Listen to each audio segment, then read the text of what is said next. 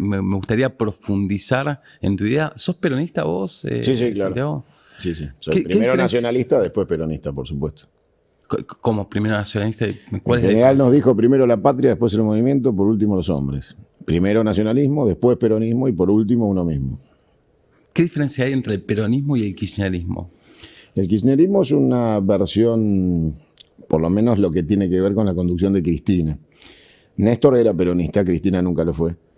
Cristina es progresista socialdemócrata, con lo cual está muy lejos del peronismo, puede ser una aliada obviamente del campo nacional, puede estar claramente de este lado, pero no es peronista. Bien, ¿el peronismo qué sería? ¿Algo de centro-izquierda, centro-derecha? ¿Cómo se lo puede definir? Nada, la tercera posición. Ni yanquis ni marxistas. Somos la tercera posición.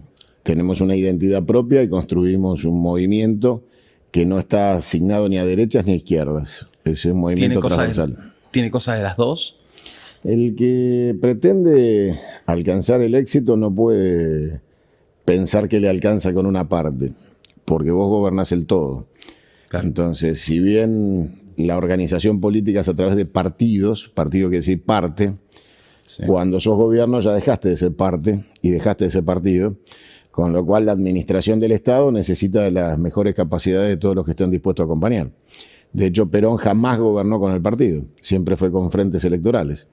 Y su primer vicepresidente fue Quijano, radical, con lo cual queda absolutamente plasmado que no queda nadie excluido de los bien paridos que quieran colaborar.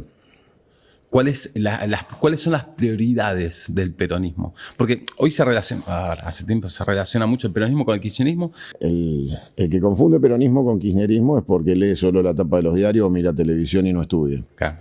Entonces, para aquellos que están desinformados y que no han recibido un proceso educativo enriquecedor, confunden la foto de Perón con Cristina porque lo ven en televisión y porque los medios de comunicación analógicos repiten una y otra vez de manera sistemática y perversa un discurso que tiene que ver más con el lawfare y con la construcción de un relato que con la consecuencia histórica de las explicaciones. En la Argentina se cambió la historia por la memoria y son dos cosas absolutamente distintas.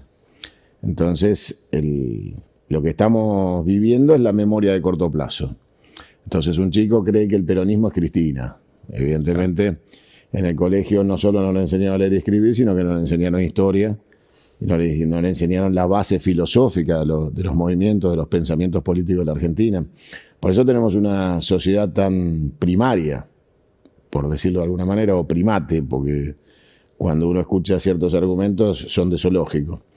Claro. Pero el peronismo son las 20 verdades, el peronismo es conducción política, el peronismo tiene como objetivo la construcción social de la comunidad organizada y obviamente la justicia social.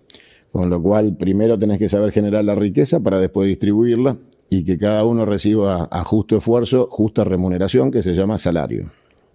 Claro. ¿Crees que esta transformación, que esta habilidad de la gente de poder emprender y demás puede hacer que cada vez se vaya necesitando menos con el tiempo, se vaya necesitando menos de la justicia social? No, eso es un disparate. Lo que vos llamás emprendedor era mi abuelo que era carpintero, ¿no? Eso es una terminología postmoderna para hablar del carpintero, del verdulero. El emprendedor de hoy tiene recursos que no tenía el de hace 100 años o el de hace 50. Acceso a toda la información. Pero son exactamente lo mismo. Sí. O sea, el tipo que se ponía en una carpintería era un emprendedor, porque en vez de ser un asalariado se ponía a hacer muebles. La realidad es que la sociedad no puede ser nunca individualista, monotributista y de monoambiente. No existe eso. Eso destruye el concepto social de la comunidad organizada y persigue la idea de debilitar al ser humano. El tipo que se pone hoy con tecnologías o sin tecnologías a producir un espacio propio de carácter económico, sí, es únicamente ejercer el trabajo de autónomo. O sea, eso está reglamentado en la FIP, se llama autónomo. Sí. Entonces, el autónomo, que vos llamás emprendedor, es un tipo que se levanta a la mañana y se pone a laburar en algo que le dé independencia económica del salario, de no ser un asalariado, y está muy bien que lo haga, porque es el riesgo individual, porque obviamente el sector privado del emprendedor termina, si tiene éxito, en una empresa, y esa empresa va a pagar salarios. Con lo cual no hay ninguna salida a la composición de la sociedad organizada, y la felicidad es colectiva o no es. Nadie puede ser feliz individualmente si vive en una sociedad infeliz. Entonces, la búsqueda de la justicia social es indispensable para que aquel que busca tener éxito en cuanto a la obtención de la renta individual, que era ser carpintero o verdulero en los tiempos de mis abuelos, y ahora es alguien que se pone home office a aprovechar las tecnologías, da igual. Porque el verdulero sigue existiendo y también es un emprendedor. ¿La justicia social le llamás a repartir la riqueza o hay otros patrones o otras prácticas? Mira, yo creo en la función social del dinero, con lo cual hay que ver a qué llama riqueza. Si la gente cree que la riqueza es dinero en Bitcoin o en la cuenta bancaria, está equivocada, eso no es riqueza. Eso es acumulación de la renta, y la renta tiene que correr riesgo, con lo cual es dinámica y no estática. Y en función de eso, el Estado debe garantizar que vos permanentemente tengas que arriesgar lo que tenés en función de generar más empleo y generar más riqueza.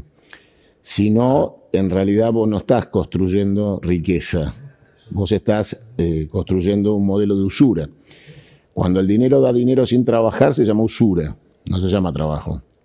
Entonces, si vos acumulaste un capital y en vez de ponerlo otra vez en el giro del trabajo, lo acumulás en la actividad financiera, y eso te da renta sobre dinero, igual dinero sin trabajo, empezás a estar en contra del modelo de la justicia social y el desarrollo. Está pasando mucho, ¿no? Pones a trabajar la guita. El fracaso de la sociedad es haber caído en la triste dictadura del 24 de marzo del 76, con el genocidio de aquellos días oscuros, en manos de un criminal llamado Martínez de Hoz, y un modelo cultural, de una batalla cultural que se instaló en aquellos tiempos. Eran tiempos del DM2, cuando los argentinos iban a Miami y pedían 2 televisores, 2 aire acondicionados para traérselos, porque la Argentina tenía un dólar tan barato que los argentinos inundaban Miami haciendo compras. Mirá. Y la realidad es que yo recomiendo a los chicos que no entiendan, que vean la película Plata Dulce, que les va a explicar el fenómeno de tiempo y de época. Y eso, desgraciadamente, quedó constituido en la Argentina. Hubo una ruptura cultural en aquellos años de plomo, donde quedó instalado que el que laburaba era un boludo y que había que transformar la industria nacional en containers de importación, que la industria nacional era una mierda y lo importado era muy bueno, y todos esos falsos paradigmas de destrucción de la identidad nacional, que finalmente dieron resultado, y si no, no estaríamos hoy acá, ¿no? ¿Sería por incentivo el crear nuevos puestos de trabajo o sería más por imposición? No, la economía no acepta imposiciones. Lo que tiene que tener es árbitro, y ese árbitro es el Estado. Con lo cual, no podés jugar un partido con el árbitro comprado, no podés jugar un partido con el resultado opuesto. Entonces, el Estado es el regulador de la economía, es el árbitro, es quien garantiza el fair play, o lo debe garantizar, y de esa manera la economía funciona sola, pero no porque exista el mercado. Eso es un disparate, es una terminología berreta del robo liberal. El mercado como tal no existe.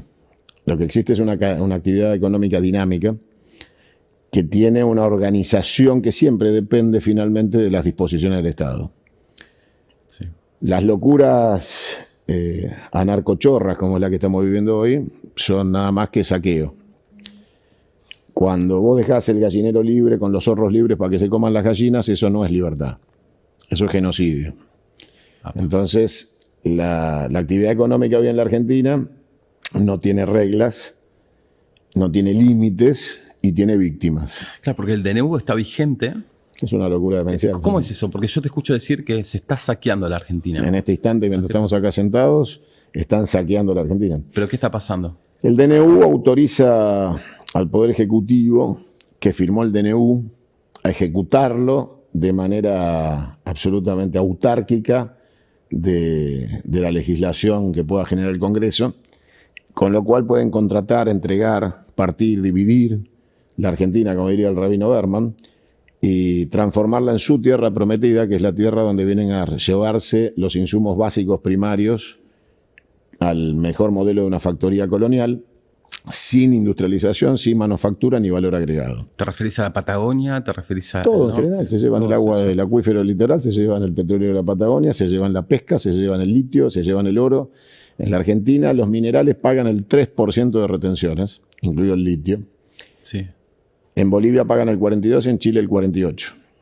Con lo cual está más que claro que somos un supermercado en el cual no hay caja para pagar lo que te llevas.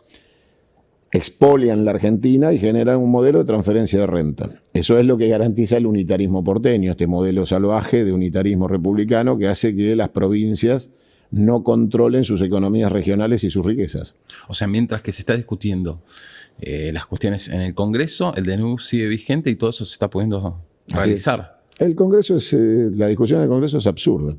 La ley que se está discutiendo, que es un cazabobo para aquellos que no entienden la realidad, es un cazabobo, es una discusión írrita y estúpida, porque la ley es menos dramática que el DNU, y lo que se está aplicando es el DNU. Con lo cual, perder el tiempo discutiendo lo que va a pasar en el Congreso cuando esa supuesta ley se modifica por otra ley. Mientras el decreto esté vigente, no lo puedes modificar, porque el DNU está vigente, con lo cual lo trágico es el DNU. Y que la Corte Suprema de la Nación, integrada por 4 señores de clara y evidente falta de ética y moral, permiten el usufructo de ese DNU sin declararlo inconstitucional, que es lo que deberían haber hecho el mismo día que lo promulgaron. Mientras que el DNU está vigente, ¿se pueden hacer contratos, por ejemplo, para recursos naturales sí, claro, a largo plazo? Sí, claro. Y eso después, si el DNU cae. Mientras estuvo vigente, se constituye como legal. O sea, esas cosas están pasando hoy por hoy. En este instante, mientras estamos hablando. ¿Vos qué pensás con respecto a los recursos naturales? ¿Está para aprovecharlo? ¿De qué manera? Son de las provincias. Son de las provincias. Lo dice la Constitución. El tema es que no se cumple absolutamente nada en la Argentina. Se está regalando. Nos están saqueando. Argentina es un país indefenso al cual lo están robando. Esto es muy simple. No hay, a ver, la figura sería, para que se entienda, un robo a mano armada entrando en tu casa, una entradera en tu casa. Entran, te apuntan con la pistola, te levantan las manos y te llevan todo lo que tenés en tu casa. Eso es lo que está pasando en la Argentina. Ya venía pasando, ¿no? Porque digo, yo ya vengo escuchando, por ejemplo, el litio se venía comercializando a costos muy bajos. No, pero esto no excusa a los anteriores. O sea, que el litio pague 3% de retenciones no es hoy, es, y fue con Cristina, y fue con Alberto, y fue con Macri, es. Lo cual demuestra que el sistema republicano es una víbora bicéfala. Es un cuerpo único con 2 cabezas que actúan de la misma manera porque tienen un solo cuerpo, una sola terminal para la cual trabajan y un solo modelo de expoliación. Ahí está la trampa y por eso nosotros proponemos la salida del modelo republicano hacia la Confederación. O sea, nos distraen de izquierda a derecha, pero al fin y al cabo terminan no distraen, son lo mismo. Son los mismos. Si vos te fijás quiénes son las terminales a las cuales se reportan en materia financiera y económica, son exactamente las mismas. El único que rompió el escenario en la democracia moderna fue Néstor Kirchner, cuando le canceló la deuda al Fondo Monetario y salió de la revisión del Fondo Monetario, y eso le permitió independencia política, económica y financiera. Cambió el eje de los prestamistas, dejó de ir a Wall Street y en ese momento encontró un Hugo Chávez que tenía el dinero y la voluntad, y entonces cambió de eje y se constituyó en un eje sur-sur y no en un eje norte-sur. Y entonces durante esos años de Néstor Carlos Kirchner se vivió una Argentina distinta. Después Cristina volvió al mismo esquema norte-sur, Wall Street y dependencia de los buitres. Más allá de quién nos gobierne, ¿existe alguien o gente por encima que esté llevando ciertos hilos de hacia dónde tiene que ir Argentina? Mira, las teorías conspiranoides son una subestimación de las capacidades del pueblo para organizarse. Con lo cual, pensar que existen poderes supramundiales. Si yo te pregunto por qué estás en pantalla acá, me vas a decir porque el canal me puso, porque compré el espacio, Y entonces yo te voy a decir, bueno, pero ¿quién decide por arriba de que vos estés al aire? Y bueno, hay una gerencia, ¿no? Pero más arriba, y bueno, están los directorios, y más arriba están los dueños de la sociedad, y más arriba está la mujer de uno de los dueños que duerme con él y lo convence que te saquen. Entonces, la realidad es que es absolutamente subjetivo y que en términos de cómo construir una gran patria, los adversarios son parte de la realidad, porque uno es uno y sus circunstancias, es uno y el mundo que lo rodea, y en la vida no existe patria que no tenga enemigos y no hay nadie que tenga amigos que no tenga enemigos. Con lo cual, si existís, tenés enemigos y lo que tenés que hacer es conjugar el conflicto y vencerlo. No alcanza con hacer análisis teóricos, conspiranoides de quién está organizando. En todo caso, si tienen los recursos y pueden hacerlos, por ineficiencia e ineficacia nuestra de construir una patria. Claro. Ahora, en líneas generales, a nivel internacional, hay ciertas bajadas de líneas a todos los países en cuanto a cómo se tiene que producir, a cómo se tiene que consumir. ¿Vos lo ves? ¿Crees que hay...? O sea, porque hay una idea, yo lo escucho a veces a Guillermo Moreno, habla de nacionalismo versus globalismo, ¿no? Un gobierno... A ver, es una definición muy simplista. Primero, no es cierto que existan poderes orientadores a nivel global. Existen poderes orientadores a nivel occidental. Porque a Rusia nadie le dice lo que tiene que producir y a China tampoco. Entonces, y a la India tampoco. Y a Vietnam tampoco. ¿No? Entonces, si vos me decís, mira, hay un sector del mundo, el occidente anglosajón, que ordena sus necesidades y actúa como imperio sobre el resto de las naciones del occidente, te digo sí. Ahora, a nivel global, no, a nivel global claramente no. De hecho, la familia Rothschild tiene prohibida la entrada en Rusia por Putin, con lo cual, evidentemente, poco pueden influir en un lugar donde directamente les prohibieron la entrada. Así que no comparto. Ahora, un Estado nacional tiene que tener la autonomía para poder defender sus intereses y obviamente a mí me importaría nada el modelo occidental anglosajón. En cuanto a me toque ser presidente de este país, no sería un poder supranacional corporativo el que me diga lo que tengo que hacer. Claro. Hablas mucho de Milei. Se ve que lo conoces. ¿Hace cuándo? Muchísimo. 12 años. 12 años. ¿Dónde se conocieron? Por la actividad periodística mía y a través de mi amigo Diego Giacomini. Es un monigote de turno, intrascendente en términos históricos, y obviamente es la firma de la chequera. Entonces, obviamente como firmante responsable es el que tiene que pagar la quiebra. Pero sé perfectamente que atrás están los que verdaderamente manejan este títere, que son el verdadero enemigo. ¿Quiénes? Atrás de él están los Macri, los Caputo, están los Pepín Simón, están los saqueadores de la Argentina. ¿Esos desde siempre lo manejaron? No, son movimientos tácticos de coyuntura. Y después hay un lobby muy fuerte de carácter económico atrás de él, que lo está usufructuando y que claramente, frente a esta situación, están acelerando el saqueo porque saben que esto dura poco, con lo cual la actividad intensiva de utilizar ese DNU es porque saben que esto no termina bien. ¿Y a qué te refieres que no termina bien? ¿En qué se van a cumplir las profecías de Parravicini y Don Orión. Esto termina mal.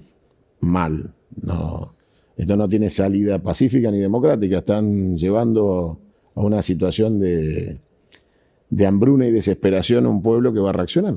Y claramente los que están saqueando no van a estar acá cuando la gente salga a buscar al que firma. Hoy por hoy, ¿en qué se ve? Porque yo vengo viendo la recesión. Yo tengo una empresa en la construcción. Hago plomería para obras grandes. Me bajó el laburo un montón. Va a seguir bajando. Mira, la economía es como la cabina de mando de un avión. Cuando el piloto se sienta, mira los instrumentos y sabe qué está pasando. Sí. Y cualquier piloto instruido en cualquier lugar del mundo que haya sido preparado para volar ese avión, hable el idioma que hable, se sube y lee los instrumentos. Claro. Con lo cual, la economía tiene esa facilidad. Te subís, mirás los instrumentos y decís, no vuelo. ¿No? En estas condiciones no vuelo. O decís, bueno, vamos a salir y no llegamos, porque ya sabes por la lectura de instrumentos cuáles son tus capacidades. Claro. La Argentina está en default hace rato. Hace más de 6 años que la Argentina está defaulteada, estirando la sobrevida de un default, fingiendo. En terapia intensiva, digamos. 4 y pronóstico reservado. Con lo cual, todas estas medicinas paliativas, que en realidad lo que esconden es que el dueño del kiosco concursado se está robando los chocolates. Entonces, mantiene cierta fachada mientras va vaciando el comercio porque sabe que la quiebra es inevitable. Y mientras tanto se va poniendo un kiosco en otro lado, con lo que saca del que fundió. Eso es lo que están haciendo. Están saqueando la Argentina para ponerse un kiosco en otro lado, porque saben que esto termina mal y que termina en una quiebra inevitable, porque la Argentina no puede salir del default, porque su balanza de pagos, digamos, el compromiso del debe y el haber de un estudiante de contabilidad de primer año, sí. Sabe que en este momento la Argentina tiene ingresos que pueden representar el 40% de su nivel de deuda, con lo cual debemos 7 PBIs. Es imposible no estar en default, y se debió declarar el default soberano cuando asumió Alberto Fernández en ese mismo instante. No se hizo y acá estamos. El problema es que la Argentina no es un país integrado. Al no ser un país integrado, la Argentina es muy difícil que la sienta y la viva como corresponde el ciudadano de a pie. Y diferencio, cuando digo compatriotas, de ciudadanos, porque existen 2 calidades de seres humanos sobre la tierra argentina. Los que somos patriotas y los que viven en un territorio poblado, sin ningún amor por esta patria ni por este suelo que los vio nacer. Pero finalmente hay algo que los unifica: se van a cagar de hambre. Y claramente el default de la Argentina se va a transformar en el default empresarial. Cuando la Argentina no tiene crédito, las empresas no tienen crédito, el circuito económico se derrumba, vos no trabajás, el empleado no cobra, vos despedís, y se genera un círculo donde lo que vos llamás emprendedor, como llamabas hoy, que para mí es un monotributista, no tiene a quién venderle, con lo cual no hay mercado. Eso yo lo vengo sintiendo. La revolución la hicieron ellos. Yo lo que busco es una contrarrevolución. Yo lo que quiero es volver a los valores tradicionales de la Argentina, a sus hábitos y costumbres, y al motor económico que es la clase media, que la han destruido y la han aniquilado. Hoy la están confiscando. Cuando yo anuncié que les iban a saquear los ahorros, ya pasó. Ahora les anuncio la confiscación. Ahora van por tu casa, tu auto, tu patrimonio. ¿Cómo es eso? ¿Cómo? No vas a poder pagar nada de lo que debes como obligaciones y en menos de un año vas a estar en quiebra. Porque no puedes pagar las expensas de tu casa, de tu departamento o el country, no puedes pagar el colegio de tus hijos, no puedes pagar la tarjeta de crédito, con lo cual se te va acumulando un pasivo que en menos de un año, con los niveles de inflación desatada que tenés, van a llegar a ser confiscatorios porque vas a perder tu patrimonio, que es la garantía de tu giro. ¿Y a quién le queda eso? Eso va a ir a remate, al sistema judicial. Los deudores bancarios o deudores de pasivos como expensas van a ser ejecutados. Y esa ejecución va a salir a precio vil a mercado. Y ese precio vil de mercado seguramente será aprovechado por extranjeros que vendrán con dólares a comprar patrimonio argentino. Tierra, campos, casas. Democracia confederal. Contame cómo es esto. Mira, desde chiquito te habrá pasado que el modelo de adoctrinamiento te hace confundir democracia con república. Entonces la gente cree que la república es la democracia. Eso empezó en el 83 con un modelo socialdemócrata que era el de Alfonsín. Y durante el gobierno de Alfonsín se hicieron 2 películas de aquel momento que eran documentales. Uno se llamó La República Perdida y el otro La República Perdida 2, que era una narrativa histórica de la secuencia de la construcción política argentina y sus vicisitudes, basadas en recuperar la república. Sí. Pero Alfonsín mentía, porque la república no solo no es democracia. La república permitió que existieran presidentes dictatoriales llamados presidentes de la República. Desde el golpe de Estado del 6 de septiembre de 1930, Hipólito Yrigoyen para acá, la Corte Suprema de la Nación siempre legalizó los golpes de Estado e institucionalizó a los golpistas y dictadores nombrándolos presidentes de la República. Por ese motivo, todos los dictadores que han interrumpido la vida democrática de los argentinos tienen un busto de mármol en el salón de los presidentes en la Casa de Gobierno, porque han sido legalizados como presidentes de la República. Mira. Para que los chicos tengan más comprensión del fenómeno, que busquen en Google. Antes íbamos a las bibliotecas, ahora usan Google. Y se van a encontrar con los diarios de la época que te dicen el presidente de la República, General Onganía, el presidente de la República, General Lanusse, el presidente de la República, General Videla, el presidente de la República, General Galtieri, ¿no? Entonces, y te vas a encontrar el comunicado número 1 del 24 de marzo de 1976 diciendo: habla al país el presidente de la República, General Jorge Rafael Videla. Claro. Con lo cual, la farsa de República y igual democracia se cae a pedazos, porque la historia contempla la república de los dictadores, o sea que vos podías o podés ser, porque nunca se sabe en la historia argentina, presidente republicano por las botas o por los votos. Y finalmente sos presidente de la República igual. ¿A qué te refieres por las botas? Los golpes de Estado. Todos los golpes de Estado fueron legalizados y sus presidentes golpistas fueron presidentes de la República. Claro. Con lo cual daba lo mismo si eras Alfonsín o Videla. Los dos fueron presidentes de la República. Claro. Cuando nosotros convocamos a la salida de la República, se hacía el orden confederal. La patria nació con la confederación. La patria fue una confederación antes de ser una república.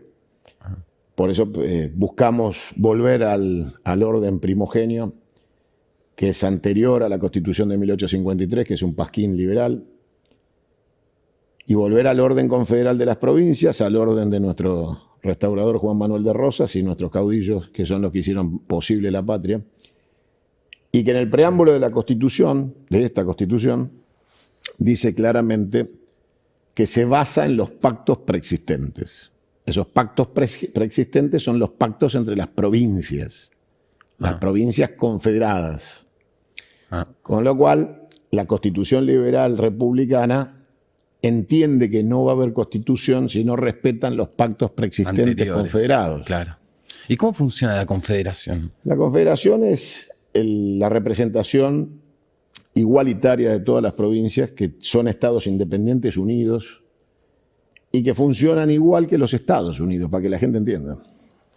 Los Estados Unidos son una confederación. No se llaman confederación porque los sureños que perdieron la guerra civil se llamaban confederación. Eran los confederados. Claro. Entonces, los triunfadores en la guerra, la Unión, utiliza el nombre Unión para no utilizar el nombre confederal. Pero una unión de estados es una confederación. Porque una confederación es una unión de estados. Con lo cual, para que se entienda, para que el común entienda, Estados Unidos es un modelo confederal de orden republicano. Porque como los triunfadores fueron los anglosajones del norte, aplicaron la estructura republicana, pero sobre el orden confederal de los estados. ¿Esto qué quiere decir? Que los Estados Unidos respetan la independencia de cada uno de los Estados Unidos. A tal magnitud que cada estado determina sobre la vida o la muerte, o sea, sobre la pena de muerte. Hay estados donde rige la pena de muerte y hay estados donde no rige la pena de muerte. Y en el caso de un condenado a muerte del estado de Texas, el único que puede indultar al condenado es el gobernador, no el presidente. Mira. Con lo cual, habrás visto en muchas películas que las persecuciones se terminan cuando cruzas la línea del estado. Sí, porque el delito que cometés en un estado, salvo que sea un delito federal, el delito no te sigue al otro estado. Tremendo. Termina en la frontera. Y en cuanto a lo económico, la parte impositiva, lo mismo. ¿Todo va al estado, a la provincia? De ninguna manera. Todos los impuestos, para empezar, la República es un saqueo porque los impuestos los deben cobrar las provincias. Con lo cual nosotros proponemos lo que se llama coparticipación invertida. O sea, el Estado central vive de los aportes de las provincias y no las provincias de la dádiva del Estado central. O sea, cada provincia se administra sus recursos. Autónomamente, por supuesto. Lo que genere. Cada provincia se administra para su riqueza o su pobreza, su éxito o su fracaso. De ahí va una parte para el gobierno De ahí va nacional. una parte que es el aporte coparticipable para la mantención del Estado central confederal. Porque claro, hay sectores confederales, como por ejemplo son los ferrocarriles, que salvo que sean de uso provincial, si cruzan la frontera, son de Estado federal. claro. La energía nuclear, las Fuerzas Armadas, todo eso son temas federales. Eso da mucha más autonomía a las provincias, ¿no? Nacieron autónomas y fueron esclavizadas. Claro. Porque pasaría, o sea, cómo funciona hoy, pasaría a depender todo de. Hoy los gobernadores están yendo todos a ver a Milei, a ver cómo. Hoy es cómo una vergüenza que un gobernador, a ver, yo lo planteo en términos de. Yo fui candidato a gobernador de la provincia de Buenos Aires y planteé en aquel momento, obviamente, la insurrección provincial de la provincia de Buenos Aires al orden unitario, y lo vuelvo a plantear y se lo he dicho a Kicillof. Es tiempo de que la provincia de Buenos Aires retenga el 100% de los impuestos coparticipables y no le gire un peso más a la nación. Mirá. En este momento la salida de las provincias es confederarse y plantear una ruptura del Estado central y vaciarle la chequera al gobierno nacional. ¿Hay una vía legal para poder hacer eso? Sí, la Constitución, porque aparte la ley de coparticipación está vencida. O sea que se aplica una ley que no es inaplicable. Es solo por consenso de las partes, usos y costumbres, porque en realidad la ley no se puede aplicar porque está vencida. Entonces, ¿qué se necesita para poder...? Que un gobernador diga la ley está vencida, no gira un peso más. Apa. Mirá, te voy a mostrar algo si me permitís. Sí. Dicen que los chistes malos son los que se hace falta explicarlos, ¿no? O sea que si no te reís y te lo tengo que explicar. Ve que soy malo yo para... No, pero el chiste es malo, ¿no? Yo he hecho teatro mucho tiempo y he trabajado con grandes de las tablas y ya cuando no funciona se saca. Claro. ¿No? O sea, lo probás, Sí. no, la gente no quiere reaccionar, no reacciona, lo sacás. Sí, de una. Yo te voy a mostrar ahora el chiste malo de la Argentina, que en realidad no es un chiste malo, es una perversidad. Esto que está acá es el mapa de la coparticipación federal. Sí. Esto que nadie puede explicar y nadie puede entender es la manera que se saquea la Argentina. Esta es la manera en que los fondos de las provincias vienen al Estado central y el Estado central los administra. Claro. La provincia de Buenos Aires aporta 10 pesos de coparticipación y le devuelven 4. Tremendo. En este esquema, este chiste malo, que no hace reír a nadie porque es el saqueo de la Argentina,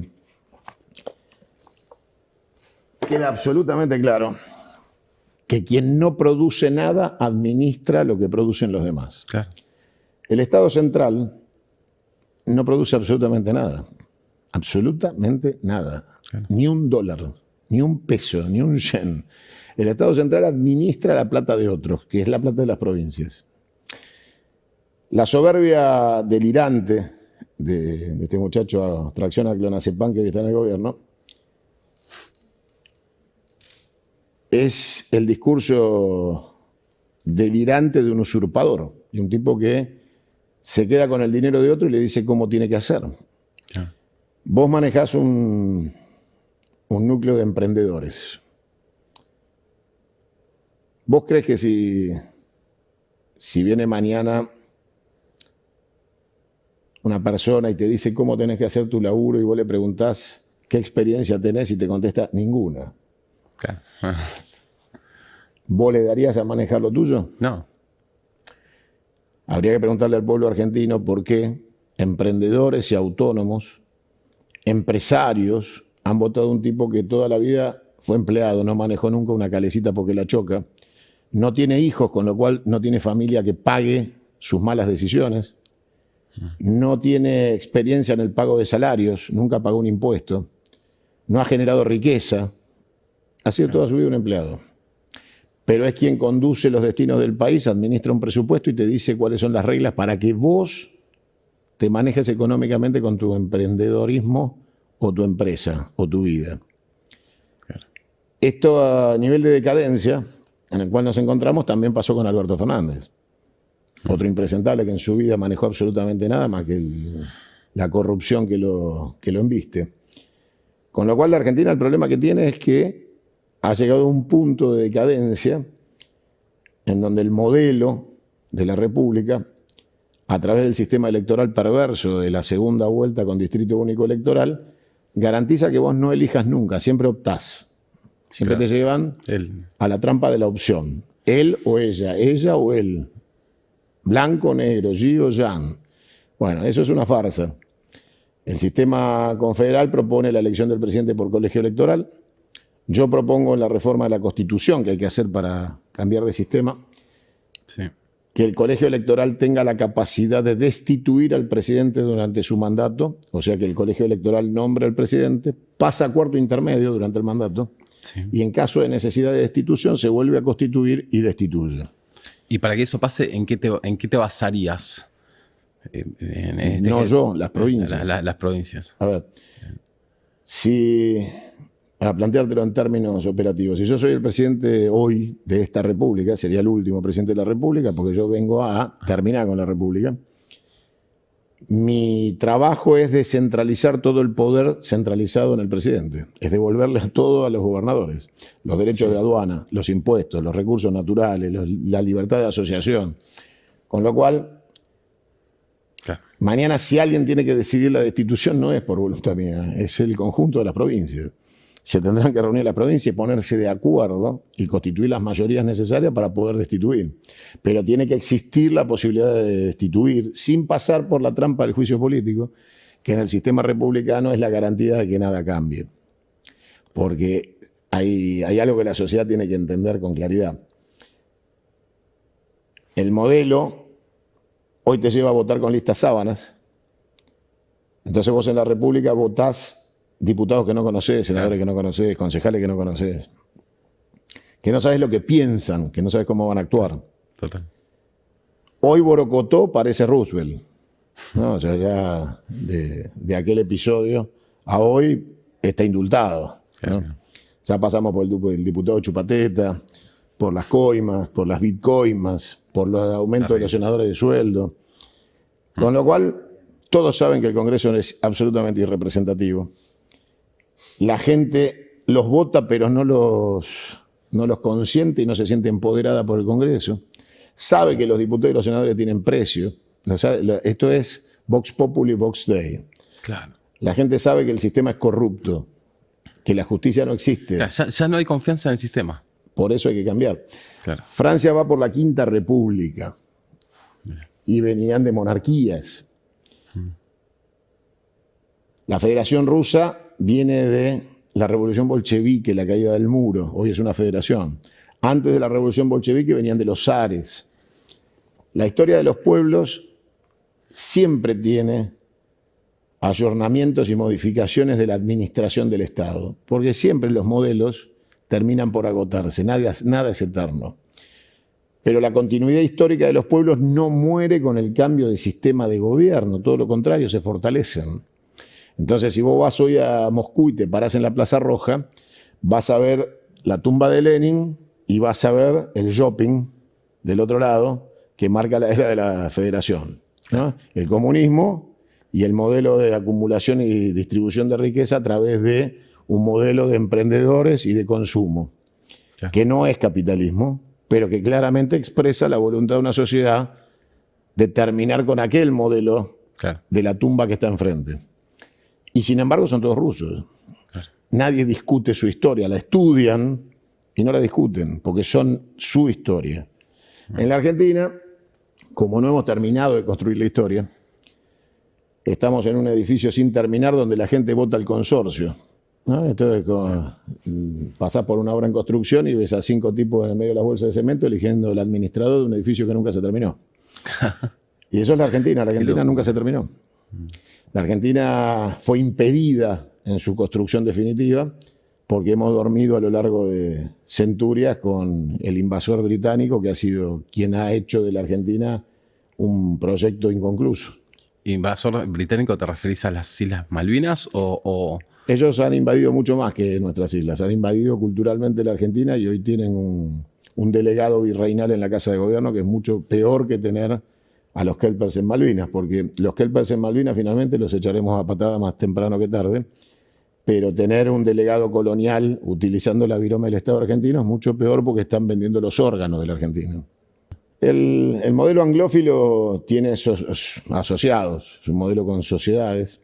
El moderno Estado de Israel es un Estado asociado al mundo anglófilo y con intereses bien claros dentro del capitalismo occidental. Eso no constituye ningún desmedro para el pueblo religioso ni su historia, porque no tiene nada que ver. La locura de un asesino de guerra como Netanyahu no condena a los religiosos, es una condena contra un jefe de Estado que es un asesino. Su vinculación con el gobierno sí es preocupante, porque pensar que este gobierno puede asociarse a un genocida es preocupante. Que el loco que está en la Casa de Gobierno reciba contento un cuadro con su cara puesta en el cuerpo de Napoleón es grave, porque quiere decir que tenemos un loco despótico que acepta el regalo napoleónico. O sea, por lo general uno trata de asimilarse en términos de la representación política a los demócratas, no a los dictadores o a los emperadores. Entonces uno pensaría que lo lógico sería en todo caso querer ser premio Nobel de la Paz y parecerse a Gandhi o la Madre Teresa. Pero esto de verse reflejado en un dictador y recibir el cuadro con alegría muestra claramente que estás mal de la cabeza. Claro. Puede ser que ese federalismo, dejando fuera la coparticipación y demás, sea como algo intermedio a la confederación. Digo, porque ahí ya las provincias tendrían más autonomía. Lo que producen es lo que los recursos que hoy tienen. Somos supuestamente un Estado federal, que no lo somos, porque tenés representación de las provincias en el orden centralista unitario republicano. La confederación le devuelve la administración del poder a las provincias. Dejan de ser actores secundarios para ser actores absolutamente centrales. Cuando yo te digo que volvamos al colegio electoral y que las provincias, con igualdad de cantidad de votos representados por cada provincia, elijan al presidente, el poder lo tienen las provincias. Cuando yo te digo que tengan capacidad de destituir al presidente, el poder lo tienen las provincias. Claro. Y el presidente termina siendo lo que siempre debió ser, un delegado de las provincias frente al mundo. O sea, el presidente de la nación, en el Estado confederal, es la cara visible de la unión de las provincias unión, claro, frente a los estados. Claro. Y su función es la política exterior, la defensa exterior, el desarrollo prospectivo. Esa es la tarea de un presidente confederal. ¿Los gobernadores hoy saben que tienen ese recurso de pasar a ser un país, una confederación? Los gobernadores de hoy son los principales enemigos de la confederación, porque están acostumbrados a venir a recibir un cheque a Buenos Aires, vuelven a sus provincias, claro, cortan el cheque en pedacitos, pagan sueldos públicos, que es su única claro, fuente de generación de empleo, y después usan el día, 18 horas al día que les sobran, para irse a jugar al golf o irse a pasear con señoritas en los aviones sanitarios de las provincias. Con lo cual, los actuales gobernadores son la negación de la confederación y del federalismo. Son una ofensa a Güemes, a Quiroga, a Facundo. O sea, la realidad es que tenés delegados unitarios, gobernadores de provincias. Claro. Lo que yo estoy entusiasmado y creo fervientemente es que en las provincias existen los compatriotas comprovincianos que sí quieren una provincia liberada del subyugo unitario de Buenos Aires, que no quieren venir a pedir limosna, que no quieren escuchar nunca más por televisión economistas liberales hablando de provincias inviables, ¿no? Esa terminología nazi que habla de provincias que no son viables y que si no son viables deberían desaparecer. Claro. Con lo cual, uno pregunta cómo se atreven a decir semejante barbaridad siendo los que le roban a punta de pistola los recursos a las provincias. Si alguien dice Santiago del Estero no es viable. ¿Por qué? Claro. Porque nosotros le tenemos que dar la plata a la coparticipación para que vivan. ¿Y los impuestos quién se los queda? Claro. ¿Quedan en Santiago del Estero? ¿Los recursos de aduana quedan en Santiago del Estero? Ahora se está empezando de a poco supuestamente a abrir las importaciones, está supuestamente entrando alimento más económico, pero digo, las empresas de acá empezarían a producir menos. ¿Qué posibilidad tenemos nosotros como argentinos de empezar a exportar cosas que fabriquemos acá? ¿Están dadas las condiciones? ¿Podemos empezar a equilibrar esto que se viene o estamos complicados? Primero, no existe la voluntad de esta administración del saqueo de que eso pase. Ellos vienen a saquear, con lo cual están haciendo lo que necesitan hacer, que es destruir la industrialización argentina, también la de alimentos. Con lo cual la apertura es para destruir la industria alimenticia argentina, no es para mejorar el precio. Porque finalmente el precio para alguien que no tiene trabajo da igual. Te recomiendo leer y mirar el plan de Martínez de Hoz. Los 20 puntos que Martínez de Hoz implementó en plena dictadura y los leyó por cadena nacional, lo puedes buscar. Bien. Son exactamente los mismos que aplica esta administración de saqueo. Porque el saqueo se inició en el golpe de Estado del 76 y continúa hoy con esta administración. La industria alimenticia argentina debería ser la más rica y próspera del mundo por las condiciones que solo muy pocos países del mundo, entre ellos Ucrania, tienen como capacidad productiva de grano y de recursos de generación primaria de alimentos. Sí. Cuando algún imbécil dice por ahí que la Argentina tiene alimentos para 400 millones de habitantes, es otra de las falacias que circulan como mitos urbanos. ¿No es así? No es así porque la comida debe ser industrializada para poder llegar a las personas. Vos no le das a la gente una bolsa de granos, vos le das a la gente packaging con comida elaborada para que pueda comer. Sí. Entonces, lo que nosotros producimos no es comida para 400 millones de habitantes, sino insumos primarios no elaborados para 400 millones de habitantes. Claro. Y eso no quiere decir que la Argentina hoy esté en capacidad ni siquiera de abastecer los 47 millones de argentinos de comida, porque nuestras industrias alimenticias han quebrado y las siguen fundiendo. Entonces, obviamente el sistema de proteccionismo de nuestra industria alimenticia es absolutamente fundamental, porque todos los países que te piden que seas liberal son proteccionistas. Estados Unidos subsidia el agro, Estados Unidos te prohíbe el ingreso sin aranceles para competir con su industria alimenticia, con lo cual ninguno de los países que propicia la libertad de mercado la ejerce. Y por lo general, el mundo anglosajón se basa en las teorías económicas liberales anglosajonas producidas en el Reino Unido de Gran Bretaña, que siempre vivió de la piratería y el saqueo y el robo. No, jamás han industrializado ni producido nada que no sea saquear, robar y matar. La corona británica es el resultado de años y años de piratería, de saqueo, tortura y muerte en el mundo entero, con lo cual no podés tomar como un modelo económico la base de la confrontación permanente, saqueo y dominación, porque eso no es un modelo económico, eso es un genocidio. La reforma laboral no permitiría quizás simplificarle a los emprendedores, a los empresarios poder generar más trabajo, producir más, ¿o crees que...? Yo empiezo por la reforma de la ley de entidades financieras de Martínez de Hoz. Te libero de las tasas de interés cuando vas a cambiar un cheque del 120% anual y te va a sobrar plata para cumplir con la ley laboral. El problema no son los trabajadores, el problema es la usura. Me quedé preocupado, Santiago, con lo que dijiste sobre la revolución que se puede armar en Argentina. ¿Vos crees que...? No es una revolución, es un estallido. Un estallido. Sí, el estallido es una masa de gente sin conducción. La diferencia entre masa y pueblo es que el pueblo es una masa organizada. Entonces se constituye en pueblo. La masa es eso, es una marcha, como pasó con la marcha de defensa de la universidad pública, en donde transversalmente marchamos todos, pero nadie conducía, con lo cual era una anarquía, una movilización masiva, contundente, pero absolutamente anárquica. Si hoy se produce un estallido, ese estallido no es una revolución, ni mucho menos, es un estallido. Y ese estallido tiene que tener segunda parte, ¿qué pasa después? Claro. Porque, desgraciadamente, yo creo que se van a cumplir las profecías de Parravicini y Don Orione. Creo que la gente no entiende, porque no ha estudiado tal vez, que cuando Parravicini se refiere al hombre gris, no se refiere a una persona, es una metáfora. El hombre gris es la clase media, son los hombres grises. Sí. Y los denomina grises porque los considera mediocres, grises. Ah.